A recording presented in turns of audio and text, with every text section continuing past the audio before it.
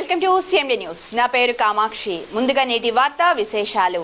బోగోలు మండలం పాత బిట్రగుంటలోని శ్రీ షిరిడి సాయిబాబా దేవస్థానంలో నిర్వహించిన 30వ గురు పౌర్ణమి మహోత్సవాలు భక్తి శ్రద్ధలతో అత్యంత వైభవంగా జరిగాయి. ఈ కార్యక్రమానికి ముఖ్య అతిథిగా హాజరైన కావలి శాసనసభ్యులు కావ్య కృష్ణారెడ్డి ప్రత్యేక పూజల్లో పాల్గొని సాయిబాబా ఆశీస్సులు పొందారు. ఆలయానికి విచ్చేసిన ఎమ్మెల్యేకు శ్రీ షిరిడి సాయిబాబా దేవస్థానం వ్యవస్థాపకులు కుట్టుబోయిన బ్రహ్మానందం, ఆలయ అర్చకులు, ఆలయ కమిటీ సభ్యులు, భక్తులు ఘన స్వాగతం పలికారు. పూర్ణకుంభ స్వాగతం వేద మంత్రాల నడుమ ఆలయ సాంప్రదాయాల ప్రకారం ఎమ్మెల్యేను ఆహ్వానించి సత్కరించారు. అనంతరం ఎమ్మెల్యే కావ్య కృష్ణారెడ్డి సాయిబాబా ఆలయంలో నిర్వహించిన ప్రత్యేక పూజలు, అర్చనలు, హారతి కార్యక్రమాల్లో పాల్గొన్నారు. రాష్ట్ర ప్రజలు, కావలి నియోజకవర్గ ప్రజలు సుఖ సంతోషాలతో ఉండాలని, రైతాంగం అన్ని విధాల అభివృద్ధి చెందాలని సాయిబాబాను ప్రార్థించారు. ఈ కార్యక్రమంలో శేషసాయి మందిరం దేవస్థానం వ్యవస్థాపకులు కుట్టుబోయిన బ్రహ్మానందం, బోగోలు మండలం టీడీపీ అధ్యక్షులు మాలేపాటి నాగేశ్వరరావు, నాగులవరం సింగిల్ విండో అధ్యక్షులు చిలకపాటి వెంకటేశ్వర్లు, కోడూరు వెంకటేశ్వర రెడ్డి, రావి విజయ్ యాదవ్, బసిరెడ్డి, ఐటీడీపీ అధ్యక్షుడు గోచుపాతల సంజయ్, సయ్యద్ సుబానీ, ఆలయ అర్చకులు, దేవస్థాన కమిటీ సభ్యులు, ప్రజాప్రతినిధులు, వివిధ రాజకీయ పార్టీల నాయకులు, రైతులు, బండలాగుడు పోటీల్లో పాల్గొన్న పోటీదారులు, భక్తులు మరియు పెద్ద సంఖ్యలో ప్రజలు పాల్గొన్నారు. ధన్యవాదాలు తెలియజేస్తూ, మిత్రులు కుట్టుబోయిన బ్రహ్మానందం గారు ఈరోజు కాదు, పిట్టగుంట 30 సంవత్సరాల క్రితం దైవ భక్తితో, దేవుడి మీద అపారమైన నమ్మకంతో 27 ఏళ్ల చిన్న వయసులో దేవుడి ఏళ్ళ భక్తి పార్వశ్యంతో ఉన్న దశలో ఇక్కడ శేషసాయి మందిరాన్ని ఏర్పాటు చేయడంతోనే కాకుండా నాటి నుంచి నేటి వరకు కూడా ఎవ్రీ ఇయర్ గురు పౌర్ణమి నాడు గురువుని ఆరాధించుకుంటూ తనను నమ్ముకున్న దైవాన్ని ఇష్టంగా, ప్రేమగా, అభిమానంగా ఉత్సవాన్ని నిర్వహిస్తూ ఈ ప్రాంత ప్రజలందరికీ కూడా ఆ యొక్క దేవుని యొక్క ప్రసాదాన్ని అందిస్తూ, అదేవిధంగా మనం అంతా కూడా పల్లె ప్రాంత ప్రజలు కాబట్టి పల్లె ప్రాంత ప్రజలకి అనుబంధం ఉన్నటువంటి జాతి పశు జాతి. ఎద్దులతో మన రైతాంగానికి అనుబంధం ఉంది. అందుకోసం ఎద్దుల పోటీలు నిర్వహించడం, దాంట్లో బహుమతి పొందినటువంటి వారిని అభినందించడం, ఎవ్రీ ఇయర్ కూడా ఇది నిర్వహిస్తూ లాస్ట్ ఇయర్ కూడా నేను ఈ కార్యక్రమానికి విచ్చేయడం జరిగింది. ఈరోజు కూడా ఈ కార్యక్రమానికి విచ్చేసి తిలకించడం జరిగింది.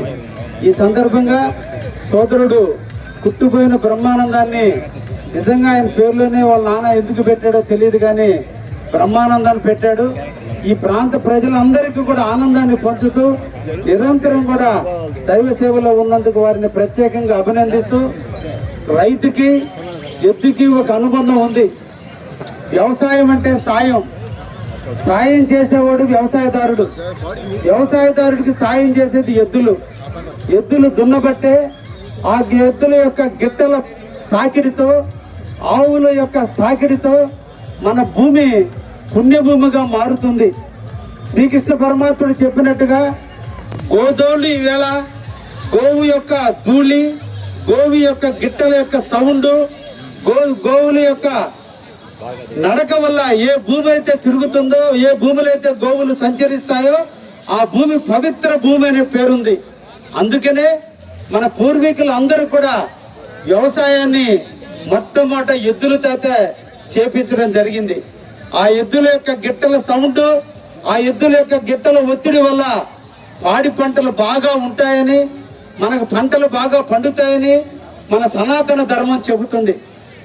ఎద్దుల్ని మనందరం కూడా 365 రోజుల పాటు భయపెట్టో కొట్టో మనం అన్నం తినటం కోసం మన భూమిని దున్నిచ్చి ఆ భూమిలో విత్తనాన్ని నాటి వాటి ద్వారా ఫలింపు పొంది వాటికి గడ్డి పెట్టి మనం ఆహారాన్ని తింటున్నాం. కష్టం ఎద్దులది, ఫలితం మనది. అందుకోసమే వాటన్నిటినీ మైమర్పిస్తూ సంక్రాంతి పర్వదినం నాడు మనం ఎద్దులని, ఆవులని, మనకి పాలిస్తున్నటువంటి గేదెలని, గొర్రెల్ని, మేకల్ని అన్నిటినీ కూడా అలంకరించి మనుషులను మనం ఎంత శుభ్రంగా చూసుకుంటామో వాటిని కూడా శుభ్రంగా చూసుకుని గ్రామ జాతరలు జరుగుతుంటే ఏ గ్రామంలో జాతర జరిగినా ఆ ఎద్దుల్ని బొల్లెద్దులుగా ఎత్తుకుని మేము 365 రోజులు మిమ్మల్ని కొట్టుంటాం కాబట్టి మమ్మల్ని క్షమించండి అని చెప్పి ఆ ఎద్దుల్ని కానీ ఆవుల్ని కానీ బొల్లావుల రూపంలో నెత్తిన పెట్టుకుని మోసుకుంటూ చిందులేసుకుంటూ ఏరదాళ్ళతో మనం కొట్టుకుంటూ 365 రోజులు మిమ్మల్ని కొట్టిన పాపానికి ఈ రోజు మేము కొట్టుకుంటున్నామని చెప్పి వాటిని ఆనందింప చేసేదానికి మనకి పశు సంపదకు ఉన్నటువంటి సంబంధాన్ని మనం ప్రతి గ్రామంలో కూడా ఉత్సవాల్లో చూపించుకుంటూ మనకి పశు సంపదకు ఉన్నటువంటి బంధాన్ని మనం ఈరోజు తెలియజేస్తున్నాం. ఇక్కడ ఉన్నటువంటి రైతాంగం అంతా కూడా చూస్తున్నాం. వర్షాలు కురవకపోయినా ఒక్క పాడి పంటల వల్లే ఆ బర్రెలు కానీ ఆవులు కానీ పాలించబట్టే ఈ రోజు కూడా మన అందరం కూడా బతుకున్నాం.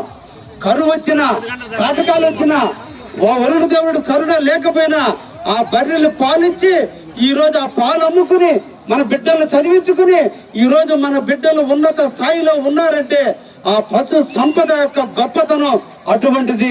వాటిని మనం గుర్తించాలి, గౌరవించాలి.